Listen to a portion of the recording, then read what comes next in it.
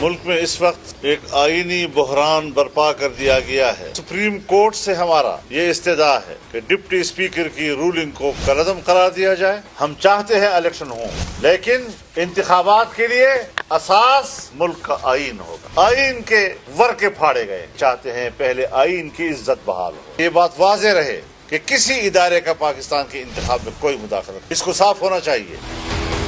हमने तुम्हें 3.5 साल में बता दिया कि हम मुकाबला करने की सलाहियत रखते हैं। किस बुनियाद पर वो हीरो बनने की कोशिश करता है? ये जो तुम लोग कभी कभी सड़कों पे बुलाते हो ना अपने यूथियों को, इनको चूहे के बिलों में भी जगह नहीं मिलेगी।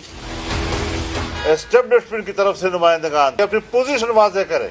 ये काफी नहीं है कि वो बयान दें कि हम गैर जानिबदार हैं, हम गैर जानिबदारी मान लेंगे। जो इदारे आज अपने सीने पर गैर जानिबदारी का बैज लगाने के ख्वाहिशमंद हैं, हम खुश हैं। लेकिन 3.5 साल तक किसने जानिबदार बनकर एक नाजायज हुकूमत को सहारा दिया, उस जुर्म का क्या करेंगे? उस किरदार को किस तरह जेर बास लाएंगे?